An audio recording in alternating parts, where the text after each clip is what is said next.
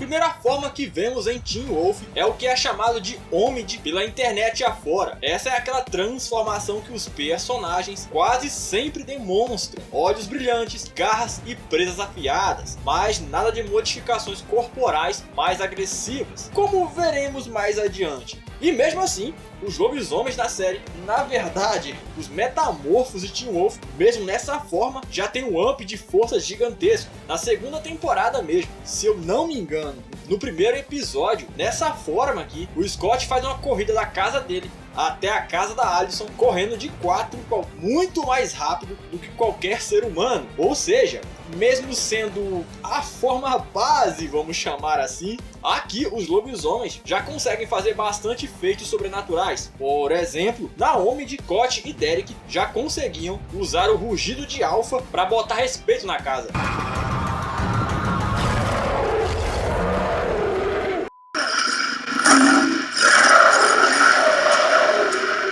Um ponto para se falar é que, pelo menos na maioria dos casos na série, a demonstração mínima de autocontrole de um lobisomem é ele sendo capaz de usar a Omid na lua cheia, sem acabar assumindo a próxima forma. Um perfeito exemplo disso acontece na terceira temporada, que é aquele episódio onde a Cora e o Boyd, ambos completamente fora de controle, são soltos pela Allison. E mesmo com a lua cheia no talo, Derek, Scott e Isaac conseguem se controlar incrivelmente bem, apenas usando a forma Omid quando precisam segurar ou interceptar o Boyd e a Cora. E falando nesse episódio, o fucking Derek, que era um alfa nessa época, conseguiu furar uma parede de pedra na base da porrada e presumivelmente na forma Omid mesmo. Opa, e aí, tudo bem? Teen Wolf tem uma variedade de transformações de lobisomens, desde apenas olhos brilhantes, passando por aberrações como o Peter e até mesmo lobos completos como o Derek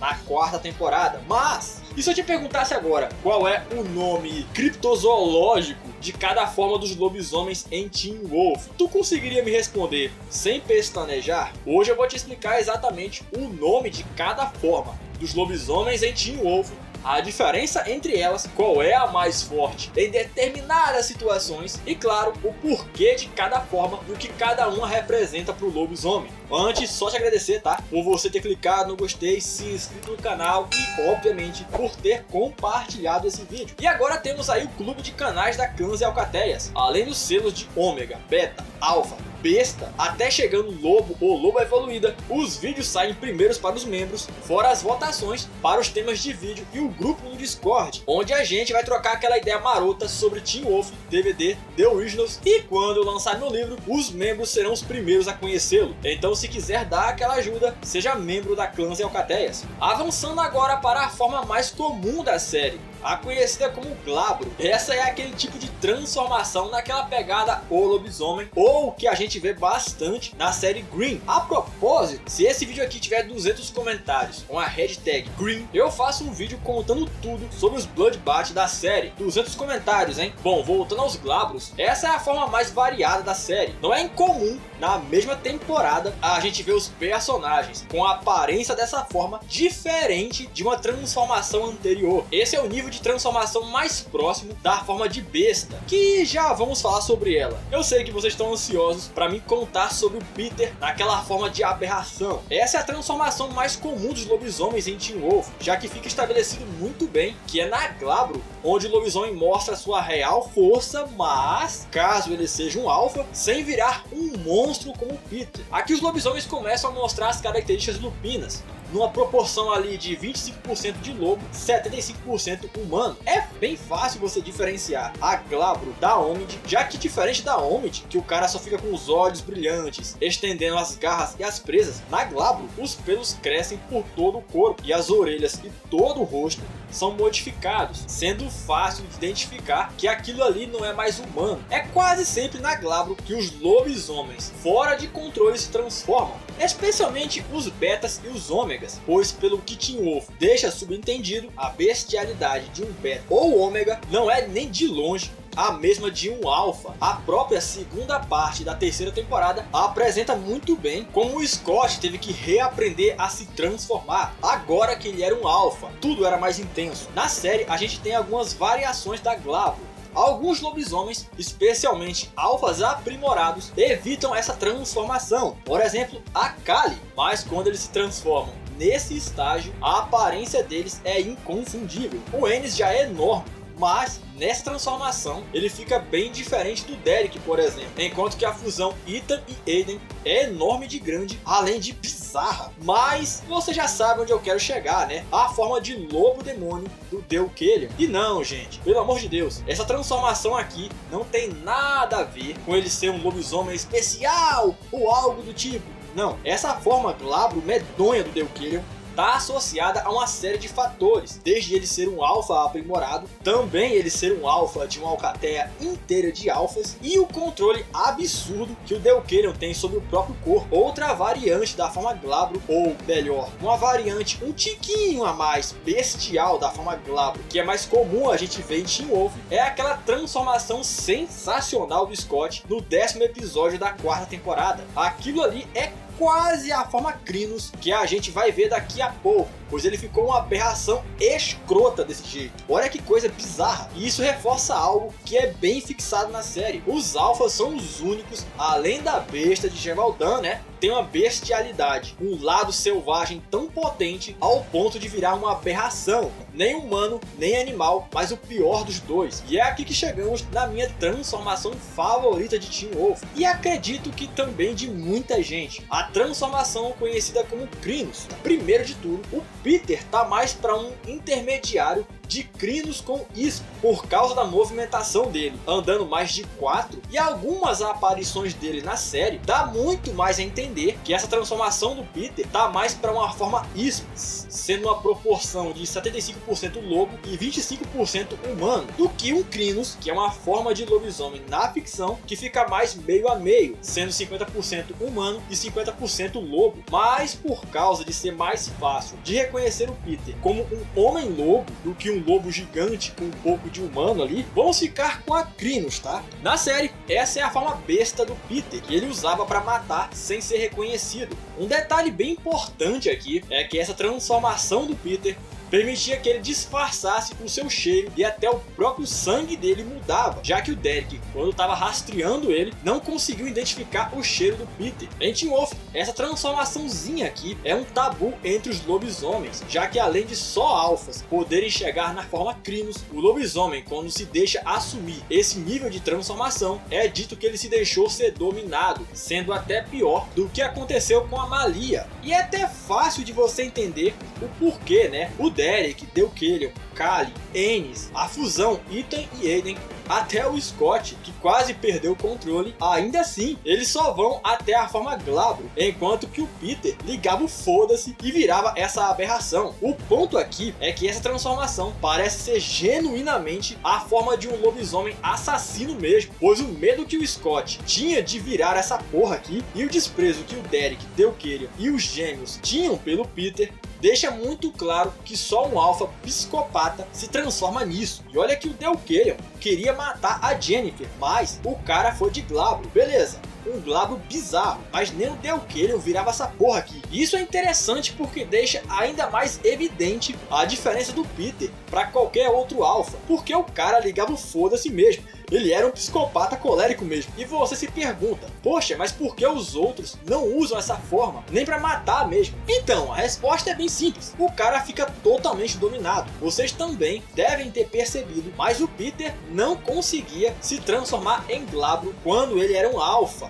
Na primeira temporada, ele mal conseguia estender os dentes dele como um homem, sem já começar a ficar monstruoso. Mesmo sendo capaz de disfarçar seu cheiro e a sua presença, até mesmo retardar o fator de cura dele, quando o negócio era se transformar, aí o Peter só se entregava totalmente. Na luta contra o Derek e o Scott, ele podia enfrentar os dois na glabro mesmo, e ele venceria com certa facilidade, mas, pois é, ele não se continha. Por isso os outros não chegam nesse nível de transformação. E eu acho que nem é preciso dizer como você diferencia a Glabro de um Crinos ou Isco. É ver o cara nessa forma bizarra de lobo gigante semi-bípede, pronto, tá aí, Crinos. E sim, o Scott, como qualquer outro alfa, pode sim virar essa porra aqui. O medo dele, no início da segunda parte, terceira temporada, era virar essa aberração. Ele quase vira um Crinos na quarta temporada. E eu sei que você vai me perguntar agora, um Beta ou um Ômega pode virar um Crinos? Não, a besta de Gevaudan, que era um Ômega, só virava essa versão de Crinos, completamente bizarra, por causa da mente perturbada do Sebastian, sendo literalmente um lobo demônio. Já fiz até vídeo sobre isso. Agora, outros Betas e Ômegas, lobisomens, coiotes são outra coisa, mas lobisomens, por mais furiosos que estejam, com exceção da besta, eles não podem virar um Crinos. E isso é porque o lado animal de um Beta ou Ômega não é tão intenso como nos alfas. Boyd e Cora, que tinham sido privados da luz da lua por alguns meses, ficando muito mais sensíveis a ela, quando finalmente se transformaram, eles foram até a forma Glabro, mesmo totalmente dominados pela lua cheia. E então chegamos no auge dos lobisomens em Teen Wolf, a forma Lupus, conhecida na série como lobo evoluído. Não confunda com lobisomem aprimorado, é bem diferente. Até o momento, só 3 lobisomens mostraram essa habilidade raríssima de virar um lobo completo. Thalia Rayo, muito famosa por essa habilidade, Laura Rayo e o Derek no final da quarta temporada. E calma aí, tá? Theo e Malia são casos completamente diferentes. Malia é um coiote e o Theo é uma quimera. Não dá nem pra comparar eles dois com os reios assim. Pelo que parece, mais comum em alfas em Teen Wolf, o lobisomem só alcança esse estágio quando ele consegue dominar totalmente o seu lobo interior, conseguindo um equilíbrio perfeito entre o humano e a fera, sendo o auge máximo do autocontrole. Um cara como o Derek, cuja sua âncora é, ironicamente, a sua própria raiva, naturalmente ele se tornaria um lobo evoluído, sendo capaz de assumir a forma Lup. E além de ter esse dom raríssimo na série, os lobos evoluídos de Teen Wolf, dado a força do Derek, os lobisomens que alcançam esse nível são muito, mas muito mais fortes do que um Beta, Ômega, até um Alpha comum, já que a Thalia era respeitada até mesmo por outros alfas por justamente ser capaz de fazer essa transição para lobo. E óbvio, o Derek como evoluído derrotou a Kate e matou um Berserker na mão nua, um feito de força tremendo. E diferente da Crinos em Teen Wolf, que mesmo sendo uma proporção de 50-50 entre lobo e humano, aparentemente esses 50-50 são o pior de cada lado, visto todos os indicadores disso, enquanto que na Lupus, ou lobo evoluído, é 100% lobo, mas com controle total e absoluto. E é de se presumir que o Derek, como lobo evoluído, mesmo sendo o Beta, é capaz de assumir a forma Crinos, ou quem sabe, a Ispo, sem o ônus de virar um completo assassino psicopata, já que o Jeff Davis considerou esses lobisomens como aqueles que alcançaram um equilíbrio entre a natureza de lobo e sua humanidade, o que os impede de se tornarem bestas. Então imagina aí um Derek no filme de Teen Wolf com aquela forma Crinos do Peter da primeira temporada. Agora, qual é a mais forte? Tirando detalhes como ser um alfa aprimorado ou um evoluído, obviamente a Crinos é a forma mais apelona da série. Claro, o Deuquerio partiria o Peter ao meio mesmo dessa forma, já que o que faz o Deuquerio ser forte não é necessariamente a sua transformação, então não confundam as coisas, tá? A Crinos é fisicamente a mais forte por ser a maior, né? E pela bestialidade mesmo. O cara fica dominado e mata sem pestanejar, sendo que só o Peter e o Sebastian eram psicopatas o suficiente para usar essa forma. Se é que dá para chamar a besta de Gevaudan como um lobisomem Crinos. Enquanto que na questão autocontrole é a Lupus em Teen Wolf, ou lobo evoluído, já que ela é o auge dos lobisomens. Mas para combate, mesmo a Crinos sendo a minha preferida, a melhor mesmo é a Glabro. Porra cara, o Deuquerion, que é o Deuquerion, ia de Glabro. Então já começa por aí. Nessa forma Glabro, mesmo um alfa consegue usar a sua força bestial sem perder a sanidade. Por isso aqui a Crinos tem um ponto fraco gigantesco. O Peter perdeu para um coquetel molotov. Na moral, um coquetel molotov era só ele desviar, cacete. Então é óbvio que o cara fica tão dominado que ele não raciocina direito. E isso num combate, especialmente contra outro lobisomem alfa, seria a ruína de um Crinos como Peter, mesmo o oponente dele estando na forma Glabro. O YouTube deixou de ser um hobby há muito tempo, e goste ou não da ideia, essa essa plataforma tem o potencial de levar qualquer pessoa comum a lugares que você nunca imaginou. Mas é aí que tá. Você precisa saber como usar o YouTube. Criado pelo Peter Jordan, o treinamento Viver de YouTube vai te mostrar exatamente o que diferencia alguém que ganha dinheiro com o YouTube, que cresce rapidamente na plataforma, de alguém que ainda nem bateu os 1000 inscritos. Eu posso falar com bastante propriedade, porque eu fiz esse curso logo quando ele foi lançado. E eu admito que boa parte do que eu aplico na Dueloverso e nos meus outros canais, sim, eu tenho mais de um, eu aprendi com o Peter. O Peter vai te ensinar como construir um bom roteiro e uma boa capa de vídeo, como programar uma série de vídeos vencedores e como você que está começando ou que nem criou seu canal ainda, pode não só fazer o seu canal crescer muito em um prazo de 3 meses, mas também vai te mostrar como você não precisa depender do AdSense do YouTube. Na descrição tem um vídeo onde o Peter te explica mais a fundo o que vai ter nesse treinamento. Se você quer criar um canal do zero ou não sabe como fazer o seu canal crescer e viver disso aqui, conheça o treinamento Viver de YouTube. E bom, espero muito que você tenha gostado do vídeo. Te agradeço pelo seu gostei, sua inscrição e, claro, seu compartilhamento. Não esquece, hein? 200 comentários com a hashtag Green e vocês vão conhecer tudo sobre os Bloodbath da série Green. Bom, mas é isso.